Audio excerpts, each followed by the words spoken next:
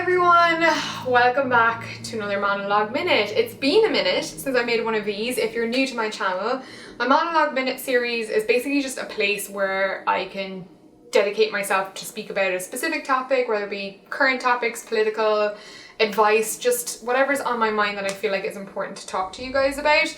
This is where I do that on my channel. Something that came up on my Instagram, I just got involved in the conversation and you guys said you wanted to see it, and it's basically the topic of how I make money, how I kind of stay financially stable, and how I've just grown and adapted to this industry and kind of gone full time and all of that as a small kind of creator, like a small YouTuber and Instagrammer. I've got like a modest but solid following and I've got enough to live comfortably, and I thought I would share some of my tips, some of my journey. I know the topic is talked about to death, but I feel like everyone has their own experiences to offer. I mean, Lily Pebbles did a super insightful video recently, I'll link it down below.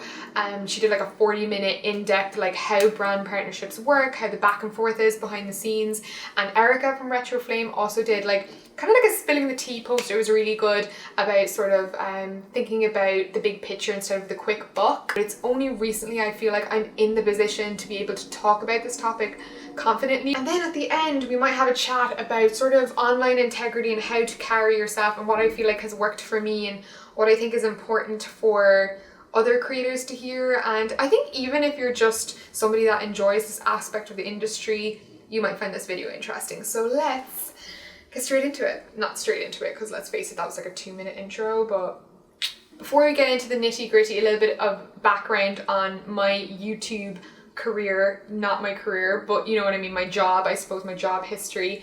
I started making YouTube videos when I was like 17 going on 18, and I made them frequently, like 2 or 3 times a week for 2 years, like unpaid. I just loved it so much. It was complete escapism for me, and that's what I try and keep my channel. I try and keep it a light-hearted place for people going through tough times. And it was probably around the age of 19 I started getting like drips and jobs of sponsorships coming in. So probably like my first year of university. They weren't the best sponsorships in the world, but you know what, they got me through college, and I have very little student debt, like very, very little. And I never had to take out a student loan or anything like that. So for that, I am appreciative. That was sort of like how I started out. And then I guess fast forward to moving to New York. First year, all of my contacts were cut off. I had to start from scratch. I had no work coming in. I really thought this was a job where you could just move country and the work would sort of follow, but it just didn't work like that. Stayed in the social media space, but was doing it for other people. And then in year 2, I focused more on pitching myself. Yeah, that was like a big part of year 2. I spent morning till night, like 12 hours a day on my laptop, networking with people. Like when I look back, it was actually unreal. Year 2 was a lot of just all the work I got was stuff that I pitched myself. I decided that I would rather pitch myself and get the right brand to come on board for a video than just wait for something to roll into my lap. So that worked out really well for me. It meant that I was able to find really good brand partnerships for the ideas that I had and match them together. Bring us on to year 3. It's been so much better, and 2018 has been so kind to me. I don't take it for granted whatsoever. Like I wake up every morning and I say my thankful prayer, or whatever you want to call it, and I am just so grateful that I have not needed to look for any work this year. I've just had great brands come to me and I haven't needed to pitch anything, and it's just so crazy how each year has been so vastly different. And I just want to say to anyone that's like in the struggle now, like if you keep working hard, just keep grinding, because you will get to where you want to go, and each year is so different. Yeah, that's kind of like a brief history of how my time on YouTube has gone since moving to New York. And I have 3 main ways on how I make money, or how I have made money in the past from being a smaller YouTuber or blogger or Instagrammer or any of that stuff. The first one, like I mentioned a second ago, is pitching your ideas and building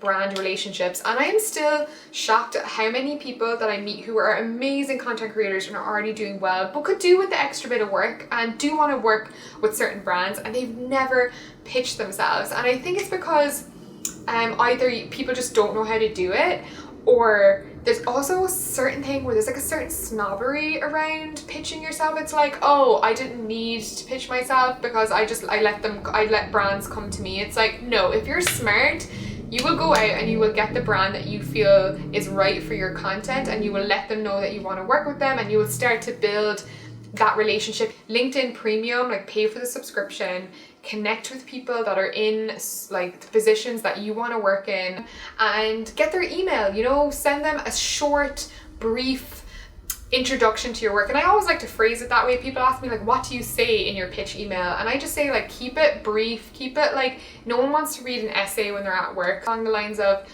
so nice to get chatting to you. I wanted to introduce my work. I feel like my audience is really in line with your audience. I personally like to put a picture of myself in as well, because I feel like it's more relatable when you can see what the person looks like and it's not just a blank email. So if it's a fashion brand, I'll put in a really great fashion blog photo that I took that I feel like they might like. Number 2 is have the content to back up your ideas and your pitches. In other words, invest in your own content. Create the kind of content you want brands to see. And for me, last year, I decided I want to do more travel content. I love traveling. Why don't I do more travel content? So out of my own pocket, you know, I did my New Orleans video, I did my Amsterdam video, and I basically categorized them under, I created a series called, you know, 48 hours in, where I did these short little, like the best things to do in 48 hours. And they were itinerary videos. I still do them now. I love doing them in the hopes that it would potentially attract more travel opportunities. And I didn't book those trips for those specific reasons, but what I did was I took opportunities in my real life and I monetized them and made them into a piece of content that I could showcase in the future. And off the back of those videos, I did get amazing travel opportunities with airlines and hotels. You know, if you want to progress, you do have to invest in what you want to make better, whether it be your photography and getting a better camera, or, you know, hiring a photographer to help you shoot a specific thing. Like, all of that in turn is like investing in yourself. The third way to make money as a small creator is using campaign platforms. There's so many different types, but like campaign platforms are essentially like the middleman between a brand and the idea for a certain product, and then the kind of content creator that executes it or advertises it or whatever. And these are fantastic, and they range. Some of them are really, really good, and some of them are really, really, really bad. I think my favorite ones are probably like Whaler, and then recently I worked with FameBit, which is like more of a YouTube run one, and things like that are fantastic. And I don't usually seek out campaigns on those. What happens is generally people that are running the campaigns find my channel, they email me, ask me if I want to join the platform, join the campaign, and do the job and get paid eventually. And I've actually had great experiences with those types of companies, because they have their payment really organized and they're just pretty pleasant and on top of everything and good to work with. So I still work with those kind of companies to this day, and they're just a great way to make a bit of money. The only thing is sometimes the campaigns are a little less unique. Like, you might find quite a lot of other content creators doing the same campaign, and when you sign up you don't really know how big the campaign's going to be. Smaller people online to gain access to some really, really fun ad campaigns. So those are sort of 3 things I did, or 3 ways that I got myself work as a smaller content creator. And like, that's obviously not including the stuff that just came straight into my inbox that brands just spoke to me directly about. And I found that getting my own work sometimes was great on top of the random stuff that came in. On to the topic of integrity online, which I think is such an important one to talk about, because there's stuff that you think people online would already know just from being in the industry, but honestly there is no handbook to how to conduct yourself online and what route to take and which is the right one, which is the wrong one. And we all make mistakes, and it's something that, because there is no blogger handbook, maybe I should make one. You do make mistakes, and you make them the hard way, or you make them through watching other people. I've definitely made mistakes in my early years, especially when I was like in college, when I first started getting press emails and press packages. Like, I sold stuff on Depop that was like a press package because I didn't know that that was wrong. And I remember getting an email from one of the brands and just being so embarrassed, and I apologized profusely, and I never did that again because guess what? I learned my mistake.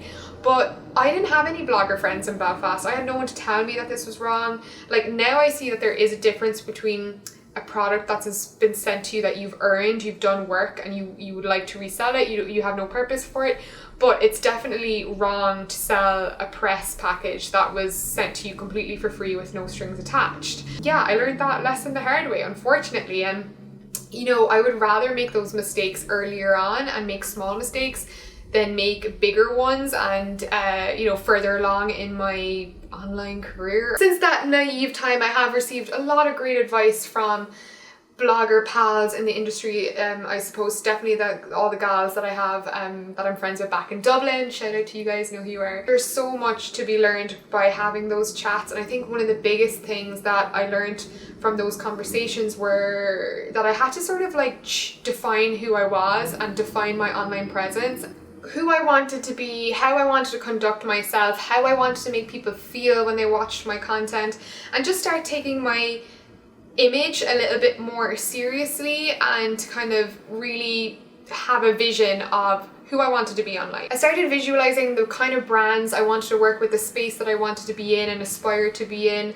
and I kind of just said no to anything that didn't fit that brand that I was trying to create for myself. A couple of years ago, I just had to kind of be firm with myself and be like, look, I need to start as I mean to go on. I need to start living and conducting myself now the way that I want, and instead of just hopping on things really quickly, to just have perspective with everything I agree to. And I think a really easy way to have perspective is to look at, let's say, a potential job offer and think, am I going to be proud of that in 5 years?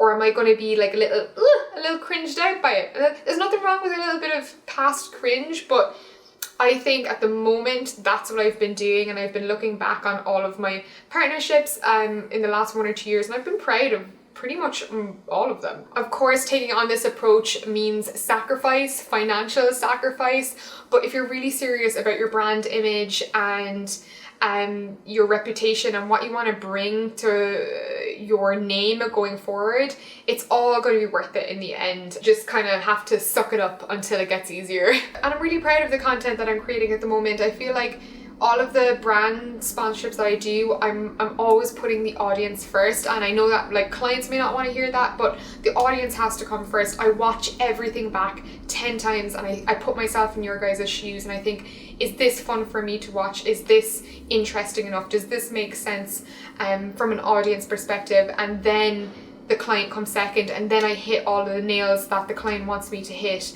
and all, you know, everything that they need. You guys know I don't even do like dedicated videos because no one likes to watch dedicated YouTube videos. Like, unless I feel like it's a really amazing fit and I can build a story around it, I just won't do it. Like, my approach has for the most part been, I do the content and I find a brand to fit in with the content that I'm already doing, and I feel like that should be the direction most YouTube content should take. You know, the sponsor should be an addition to the video, but it shouldn't be the whole video. Believe it or not, I actually don't really care what other people do. Like, I don't really care what other people's sponsorships are. I mean, it just doesn't bother me because it doesn't affect me in any way, and I'm just focused on what I'm doing. And at the end of the day, like, I would never begrudge anyone getting that dollar in this industry. Like, you sell that skinny tea, you know, you do you. It's not something I would do, but if that's the route you want to go and that's what makes you happy and that's what you're doing. For anyone that's trying to take it to the next level in terms of what they're doing online,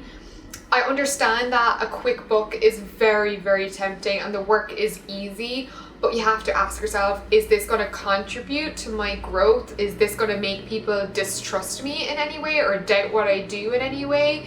Those are very important decisions that you have to make for yourself if you want to go forward. The main takeaway I have, and the main thing that I learned about being in all of this, and this goes for like not just people online but everyday life, your personal relationships, everything, is your name is all you have, and it's up to you to decide how much integrity you want that name to have, how much I don't know, how reputable you want that name to be, how trustworthy you want that name to be. And at the end of the day, that's something you can't buy. You can't get it back once it's gone. I mean, you can to some degree, but you know, trust is something like anything. It's so hard to build up. So being honest, I feel like it has just always been the best way forward. And I always say, like, if you're 100% honest and you're transparent, no one can ever come for you. All I have to say on the topic. I hope it was an interesting little creator chat for you guys. If you'd like me to do more monologue minutes, if you have any suggestions, let me know in the comments below. I would love to hear them. If you just want to chat further about anything I touched on in this video, I will see you guys in the comments. I will be replying to all of the comments. I will make sure of it. And yeah, thanks for watching, and I'll see you guys as usual in the next one. Mwah.